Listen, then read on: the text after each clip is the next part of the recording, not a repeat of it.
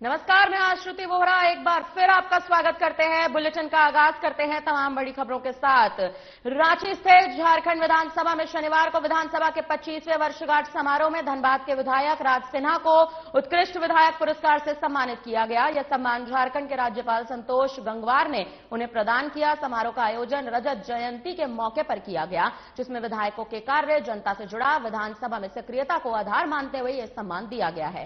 कार्यक्रम में झारखंड के मुख्यमंत्री हेमंत सोरेन बतौर मुख्य अतिथि उपस्थित रहे। वहीं नेता प्रतिपक्ष बाबूलाल मरांडी, विधानसभा अध्यक्ष रविंद्रनाथ महतो, संसदीय कार्य मंत्री राधाकृष्ण किशोर, भाजपा के मुख्य सचेतक नवीन जायसवाल समेत कई विधायकों और वरिष्ठ अधिकारियों की विशेष उपस्थिति ने आयोजन को महत्वपूर्ण बना दिया।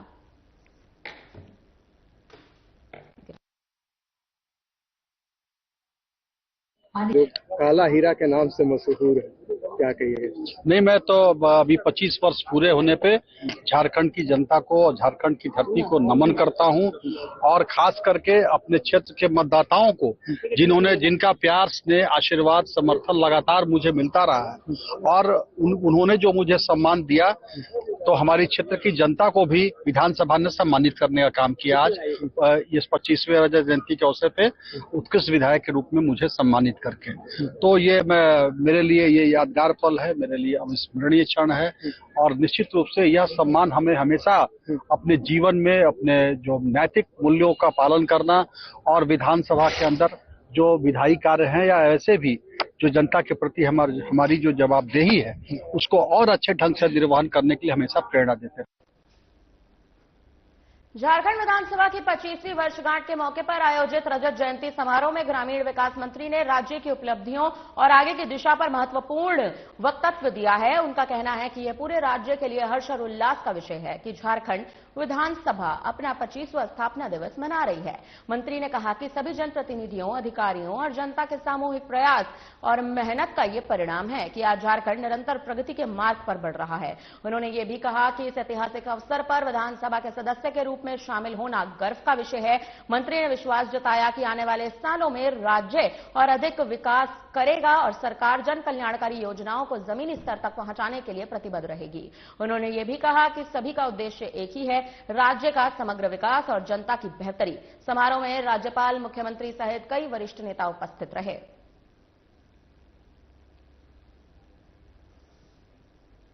स्थापना दिवस है झारखंड विधानसभा का।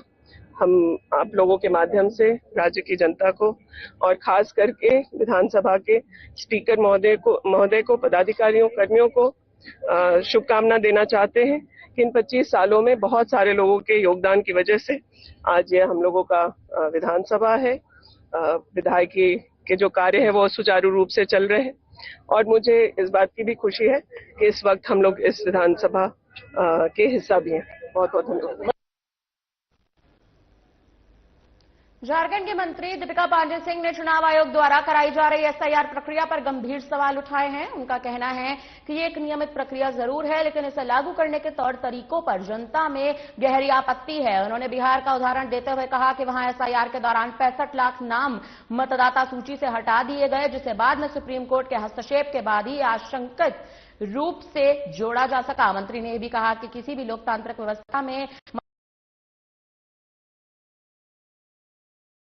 होना चाहिए। उन्होंने आरोप लगाया कि कई स्थानों पर लोगों पर जबरन कार्रवाई थोपी जा रही है, जो उचित नहीं है। दीपिका पांडेय सिंह ने स्पष्ट किया कि यदि कहीं भी जनता के अधिकारों का हनन होगा तो वे और राहुल गांधी इस पर मजबूती से अपनी आवाज उठाते रहेंगे, यानी कांग्रेस सशक्त रहेगी। एसआईआर एक प्रक्रिया है इलेक्शन कमीशन के द्वारा जो कराया जाना चाहिए, लेकिन ऑब्जेक्शन इस बात पर है, वो एसआईआर कराएं उस बात को लेकर परेशानी नहीं है। ऑब्जेक्शन इस बात को लेकर के है कि जिस तरीके से इसको कराने का प्रयास किया जा रहा है या जिस तरीके से थोपा जा रहा है वो कहीं से भी उचित नहीं है। एंड बिहार के चुनाव के पहले 65 लाख मतदाताओं को सूची से काट देना और उसके बाद सुप्रीम कोर्ट के इंटरवेंशन के बाद उन्हें कुछ लोगों को जोड़ना, तो तमाम गड़बड़ियों की शिकायत जमीन पर आ रही है। आज के दिन लोग सवाल कर रहे हैं कि भाई लोग सड़क पर क्यों नहीं आए। आप जानते हैं अच्छे से कि आम जनता के लिए किसी ना किसी को उसकी आवाज बनना पड़ता है। वो आवाज आदरणीय राहुल गांधी जी बने। आज ब्लॉक में, थाना में, सीओ ऑफिस में लोग भ्रष्टाचार से परेशान होते हैं, लेकिन क्या उन लोगों को आप लोगों ने किसी समय सड़क पे देखा है? उन भ्रष्टाचार के मामलों को भी उठाने का काम कोई ना कोई जनप्रतिनिधि करता है और वही काम कांग्रेस पार्टी कर रही है, आदरणीय राहुल गांधी जी कर रहे हैं।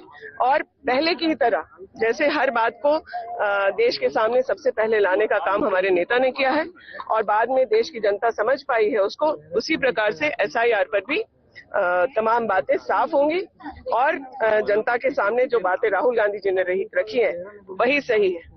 आज अपना प्रमाण पत्र जारी करवा रहा है इलेक्शन कमीशन उन तमाम लोगों से जो भ्रष्टाचारी हैं, कहीं ना कहीं सरकार के वेटिंग लिस्ट में है कि किसी न किसी तरीके से उन्हें लाभ मिले। उनके भी क्रेडेंशियल्स को आप लोगों को छानबीन करके देखना चाहिए कि जो लोग आज इलेक्शन कमीशन के पक्ष में बोल रहे हैं, एक पॉलिटिकल एजेंसी की तरह इलेक्शन कमीशन काम कर रहा है। पहले तो गलत कर रहा है, फिर उसके बाद अपना कैरेक्टर सर्टिफिकेट जो है उन लोगों से जारी करवा रहा है जिन पर तमाम मामले हैं, मुद्दे हैं, वो खुद ही क्वेश्चनेबल है और आज राहुल गांधी के खिलाफ कुछ लिखने और बोलने का काम कर रहे हैं। चतरा में सरदार वल्लभ भाई पटेल की 150वीं जयंती के मौके पर यूनिटी मार्च का आयोजन किया गया। ये यूनिटी मार्च JLN स्टेडियम से शुरू होकर मुख्य मार्गों से गुजरती हुई वापस JLN स्टेडियम पर ही आकर खत्म हुई। बता दें कि यह मार्च राज्यसभा सांसद कालीचरण सिंह की अगुवाई में निकाली गई थी। मार्च में बड़ी संख्या में लोगों ने हिस्सा लिया था। इस दौरान राज्यसभा सांसद ने कहा था कि ये किसी पार्टी विशेष का नहीं, ये भारत की अखंडता और एकता का कार्यक्रम है। साथ ही उन्होंने अन्य राजनीतिक पार्टियों और जिले के वरीय अधिकारियों का कार्यक्रम में शामिल नहीं होने पर दुर्भाग्यपूर्ण जताया।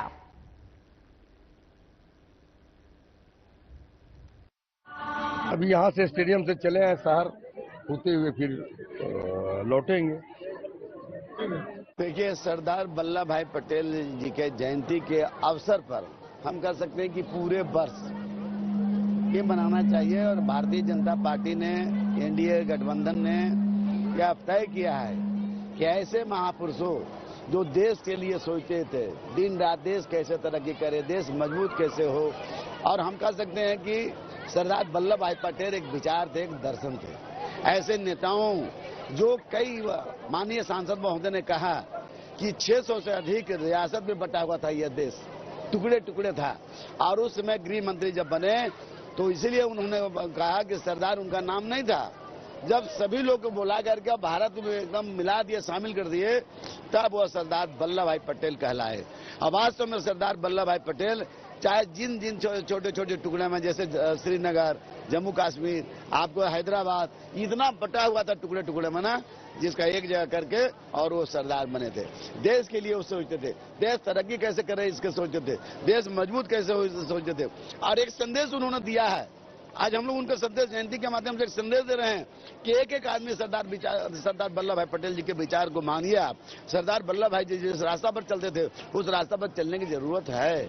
इसलिए हम सरदार वल्लभ भाई पटेल जी के जयंती में आज जैसे हम लोग भारतीय जनता पार्टी ने आयोजन किया है, सब तमाम लोगों को बुलाया है कि भाई आप रन फॉर यूनिटी, एक संगठित होकर के हम अपना से एक संदेश भी दे रहे हैं। इसलिए हम सरदार वल्लभ भाई पटेल जी के जयंती के अवसर पर आप सबको भी धन्यवाद। झारखंड अपनी 25वीं वर्षगांठ मना रहा है। इस खास मौके पर राज्य के उत्पाद मंत्री योगेंद्र प्रसाद महतो ने पूरे प्रदेशवासियों को बधाई दी। उन्होंने कहा कि यह हर झारखंड वासी के लिए गर्व का पल है।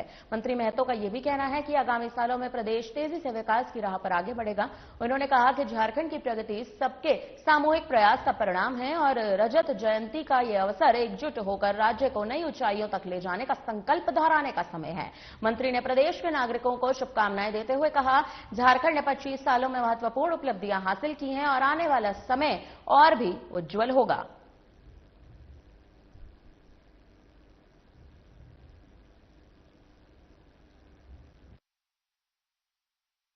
झारखंड विधानसभा भी अपना 25वां वर्षगांठ मना रहा है। सबसे पहले राज्य के लिए गौरव का क्षण है, गौरव का विषय है। यहाँ राज्य की जनता के अपेक्षा का, उनके उम्मीद और भरोसा के अनुरूप ये विधानसभा संचालित है और आगे भी हम लोग बेहतर कैसे हो इस दिशा में हम लोग आज 25वें वर्ष के अवसर पर लोगों ने अपने संबोधन में भी कहा, अपने माननीय सदस्यों ने, माननीय मंत्रियों ने कि निर्णय और संकल्प के साथ आगे बढ़े झारखंड, इसी दिशा में हम लोग कदम बढ़ाए हुए।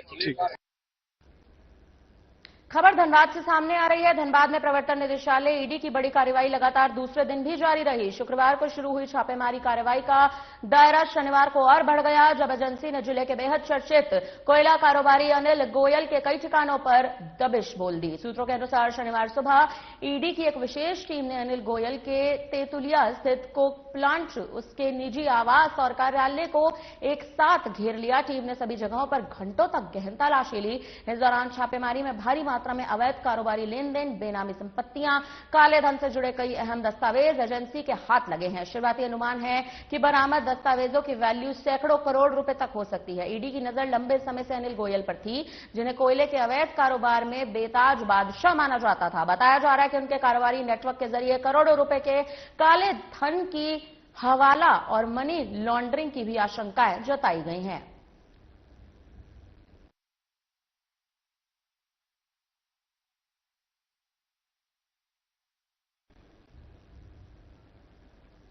बोकारो में उपायुक्त अजयनाथ झा ने एयरपोर्ट परिसर का औचक निरीक्षण किया। निरीक्षण के दौरान उन्होंने साफ सफाई और झाड़ी कटाई कार्य में तेजी लाने के निर्देश दिए। बता दें कि उपायुक्त अजयनाथ झा अचानक बोकारो एयरपोर्ट पहुंचे, पूरे परिसर का जायजा लिया। उपायुक्त ने स्पष्ट निर्देश दिए कि तय समय सीमा के भीतर सभी कार्य पूरे होने चाहिए, ताकि एयरपोर्ट परिसर का वातावरण स्वच्छ, सुरक्षित और व्यवस्थित बना रहे। उन्होंने अधिकारियों को टीम बनाकर कार्य की रफ्तार बढ़ाने और नियमित निगरानी जारी रखने के भी आदेश पारित किए। उन्होंने चेतावनी दी कि एयरपोर्ट क्षेत्र में साफ सफाई की गुणवत्ता से किसी भी प्रकार का समझौता नहीं होगा।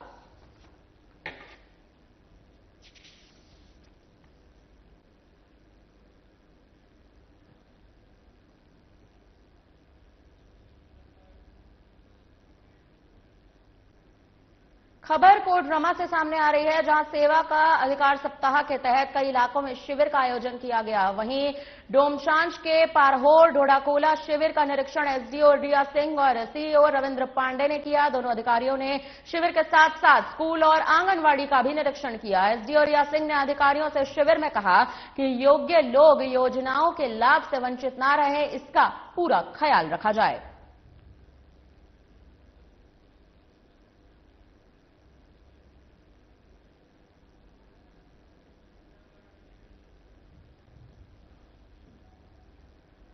लोहरदगा जिला के सभी प्रखंडों में झारखंड सरकार की महत्वाकांक्षी योजना सरकार आपके द्वार कार्यक्रम का आयोजन किया जा रहा है।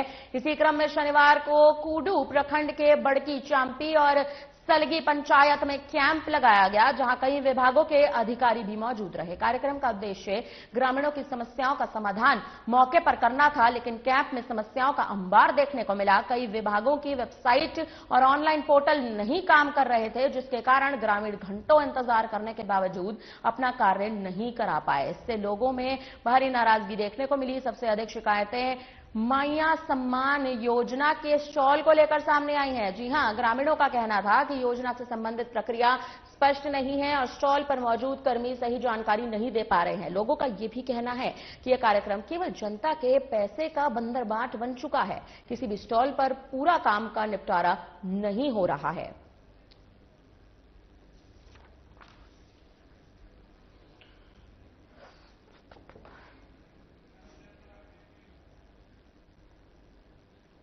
खबर जामताड़ा से सामने आ रही है, जहां झारखंड राज्य आजीविका कर्मचारी संघ जिला जुकाई की ओर से शुक्रवार को समाहरणालय के समीप धरना प्रदर्शन किया गया था। पलाश जेएसएलपीसी में कार्यरत कर्मी अपनी 6 सूत्री मांगों को लेकर अनिश्चितकालीन हड़ताल पर थे। कर्मचारियों का कहना है कि पलाश जेएसएलपीसी के कर्मचारियों को सोसाइटी एक्ट समाप्त कर राज्य कर्मचारी का भी दर्जा दिया जाए। जब तक ये पूर्ण नहीं होता, समान कार्य के लिए समान वेतन सुनिश्चित किया जाएगा। साथ ही एनएमएमयू पॉलिसी के बिना विलंब और बिना किसी बदलाव के लागू किया जाए, क्योंकि यह अभी तक लंबित है। कर्मचारियों का कहना है कि केंद्र सरकार ने जो सुविधाएं देने के निर्देश दिए हैं, राज्य सरकार सुविधाएं नहीं दे रही है। कर्मचारी इकबाल अहमद का कहना है कि हम लोग अपनी मांगों को लेकर काफी दिनों से आंदोलन कर रहे हैं, लेकिन सरकार तथा प्रबंधन इस पर ध्यान नहीं दे रहा है। झारखंड राज्य आजीविका मिशन के कर्मचारियों को अन्य राज्य में प्रत्येक वर्ष 10% इंक्रीमेंट मिलता है, लेकिन झारखंड में ये इंक्रीमेंट नहीं मिल रहा है। हमारी मांगे पूरी करो, पूरी करो, पूरी करो। जेएसएलपीएस कर्मी को राज्य कर्मी का दर्जा, जेएसएलपीएस कर्मी को राज्य कर्मी का दर्जा दिया जाए। खबर धनबाद से सामने आ रही है, जहां रणधीर वर्मा चौक के पास धरना स्थल पर शनिवार को झारखंड राज्य आजीविका कर्मचारी संघ जिला इकाई ने अपनी मांगों को लेकर धरना प्रदर्शन किया। संघ के सदस्यों ने जेएसएलपीएस के अंतर्गत कार्यरत कर्मियों के हित में 6 सूत्री मांगों को रखा। सदस्यों का कहना है कि केंद्र सरकार के आदेश अनुसार सभी राज्यों को साल 2024 के अंत तक एनएमएमयू पॉलिसी लागू करना होगा, जो अब तक नहीं हो पाई है। कर्मचारियों ने कहा कि इसे जल्द लागू किया जाए ताकि इस महंगाई के दौर में सभी कर्मचारियों को कुछ आर्थिक सहयोग मिल सके। साथ ही जेएसएलपीएस को सोसाइटी एक्ट से खत्म करते हुए कर्मियों को राज्य कर्मी का दर्जा दिया जाए, जिससे उन्हें राज्य कर्मियों की भांति अन्य सुविधाएं भी मिल सके, जिससे कर्मचारियों का जीवन स्तर बेहतर हो सके। तो वहीं संघ के सदस्यों ने यह भी कहा कि सरकार की नींद नहीं खुली तो आगे उग्र आंदोलन भी कर दिया जाएगा।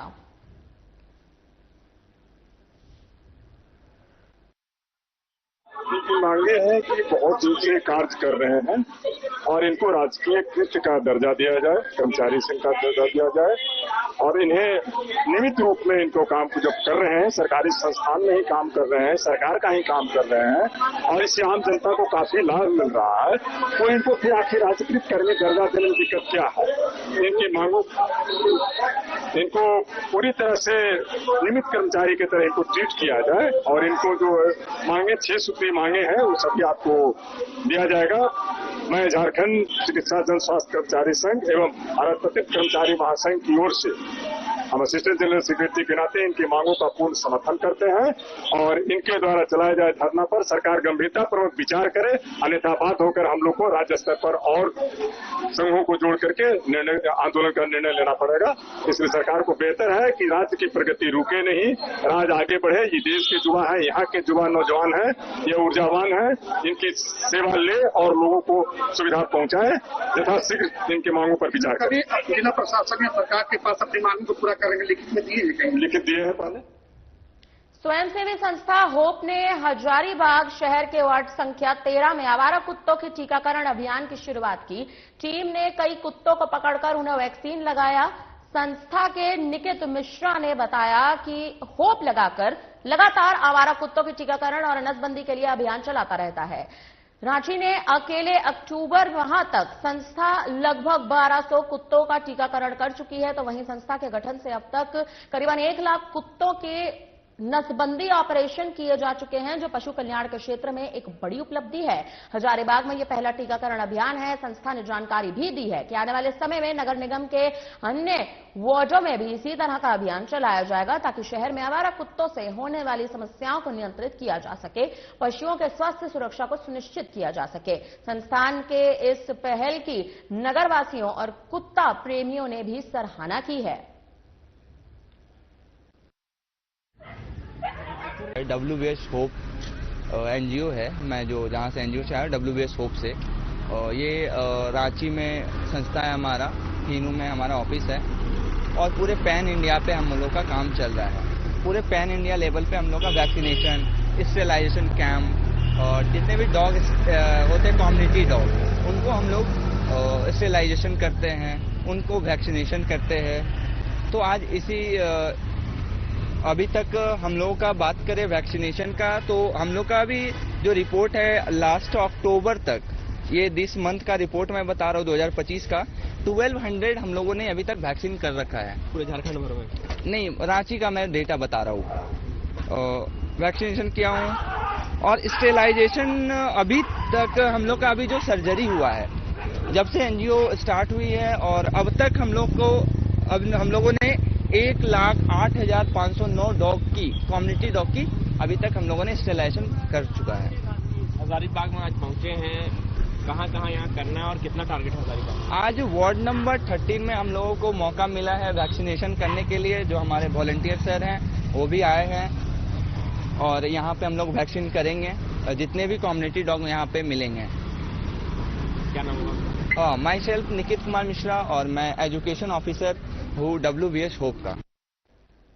बोकारो में ट्रैफिक पुलिस और युवक के बीच हाई वोल्टेज ड्रामा देखने को मिला। दरअसल शुक्रवार रात ट्रैफिक पुलिस की ओर से ड्रिंक एंड ड्राइव की रोकथाम के लिए विशेष अभियान चलाया जा रहा था, जिसके चलते पुलिस ने एक संदिग्ध कार को रुकने का इशारा किया। बावजूद इसके नशे में धुत कार चालक रोकने के बजाय कार भगाता ही ले गया, जिसके बाद ट्रैफिक पुलिस में तैनात सिपाही संजीत कुमार ने कार का पीछा कर चालक को रोका। जैसे ही कार रुकी तो रसूखदार कार चालक ने सड़क पर हाई वोल्टेज ड्रामा शुरू कर दिया। मंत्री का आदमी बताते हुए उल्टा पुलिसकर्मी को ही धमका दिया, लेकिन जब पुलिसकर्मी ने इसका विरोध जताया तो चालक ने पुलिसकर्मी से हाथापाई चालू कर दी, जिससे पुलिसकर्मी घायल हो गया।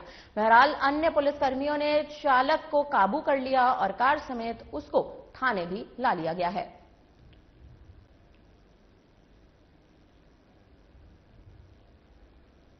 फिलहाल देखा जाए तो अब जिस तरह से यह मामला सामने आ रहा है, कहीं ना कहीं कई बड़े सवाल यहां पर उठते भी नजर आ रहे हैं।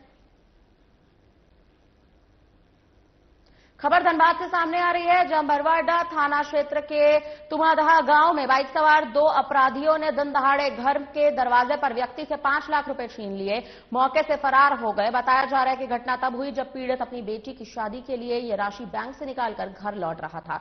पीड़ित का कहना है कि जैसे ही वह बैंक से रुपए लेकर अपने घर के दरवाजे पर पहुंचा, तभी घात लगाए 2 बाइक सवार अपराधी उनके पास पहुंचे। इससे पहले कि वह कुछ समझ पाता, अपराधियों ने झपट्टा मारकर उनके हाथ से रुपए का भारी बैग छीन लिया। घटना की जानकारी मिलते ही बरवाडा थाना की पुलिस मौके पर पहुंची, मामले की छानबीन में जुट गई। पुलिस बैंक के आसपास लगे सीसीटीवी फुटेज खंगाल रही है ताकि अपराधियों की पहचान की जा सके और उन्हें जल्द से जल्द गिरफ्तार कर लिया जा सके।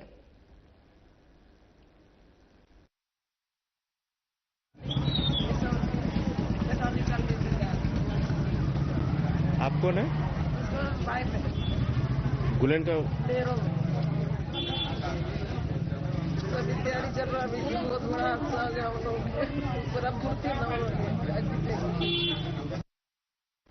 खबर निरसा जिले के कुमारधुबी से सामने आ रही है, जहां पुलिस ने अवैध मादक पदार्थ ब्राउन शुगर के साथ एक युवक को गिरफ्तार किया है। पुलिस अधीक्षक ने प्रेस कॉन्फ्रेंस कर मामले का खुलासा किया। उन्होंने कहा कि गुप्त सूचना के आधार पर कार्रवाई की जाए और पुलिस की विशेष टीम ने छापेमारी कर आरोपी को गिरफ्तार भी कर लिया है। उन्होंने बताया गिरफ्तार आरोपी दीपक यादव के पास से 22 पुड़िया ब्राउन शुगर बरामद किया गया है।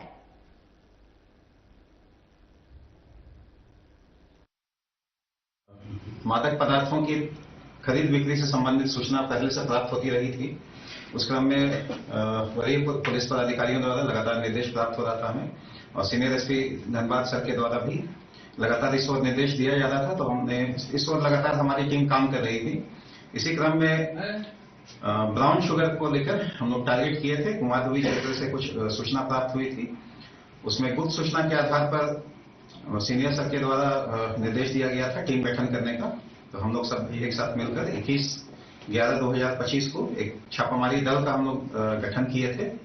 इसमें करीब 5:30 बजे शाम में दिनांक 21/11/2025 को KFS फैक्ट्री के पास में कुमारधुबी क्षेत्र के अंतर्गत, ओपी क्षेत्र के अंतर्गत में छापामारी की गई, जिसमें दीपक यादव उर्फ टिप्पू, उम्र जिसका करीब 26 साल का है, फिटर लाइन कुमारधुबी का रहने वाला है। तो उसको उसके पास से अवैध रूप से जो है मादक पदार्थ जो ब्राउन शुगर की कुछ पुड़िया मिली है, जो कुल 22 पुड़िया है। कुल वजन उसका 5.2 ग्राम लगभग इसमें वजन हुआ है। कोडरमा थाना क्षेत्र के रांची पटना मुख्य मार्ग स्थित कोडरमा घाटी के 9वां माइल में शनिवार को एक सड़क हादसा हो गया। रिफाइन से लदा एक ट्रक गैस टैंकर को बचाने के प्रयास में पलट गया। इससे ट्रक में लदे रिफाइन के सारे कार्टन सड़क पर बिखर गए, जबकि गैस टैंकर सड़क किनारे फंस गया। गनीमत यह रही कि दोनों वाहनों के चालक और उपचालक को कोई चोट नहीं आई।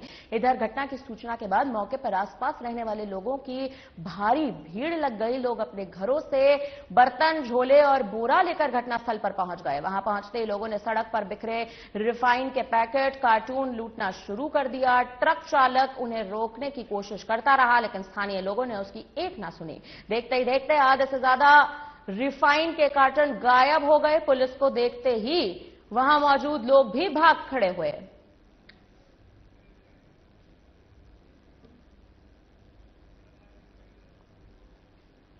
गिरिडीह जिले में एक बार फिर से गजराज का आतंक देखने को मिल रहा है। पिछले एक सप्ताह से हाथियों का झुंड गिरिडीह के अलग अलग इलाकों में प्रवेश कर रहा है। न सिर्फ खेतों को बल्कि तमाम फसलों को भी बर्बाद कर रहा है, बल्कि कई घरों और दीवारों को भी तोड़कर लोगों को नुकसान पहुंचा रहा है। आज 2 हाथियों के झुंड ने गिरिडीह जिले के नवडीह ओपी क्षेत्र के विशनपुर गांव में खेती करने के लिए नए बुजुर्ग किसान को कुचलकर मार डाला। घटना की जानकारी मिलने के बाद काफी संख्या में आसपास के लोग मौके पर पहुंच गए, हाथियों के झुंड को भगाने में जुट गए। इधर घटना के बाद ग्रामीणों ने वन विभाग के खिलाफ भारी आक्रोश का माहौल देखने को मिला।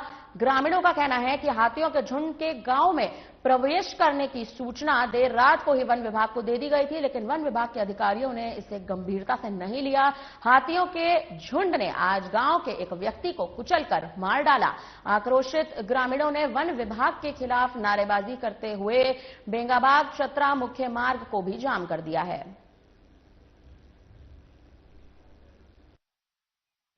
नाम क्या हुआ आपका? प्रकाश कुमार वर्मा। कैसे घटना हुआ ये धान काटने गया था ये लोग 2-3 आदमी, और बाकी आदमी हाथी देखकर भाग गया।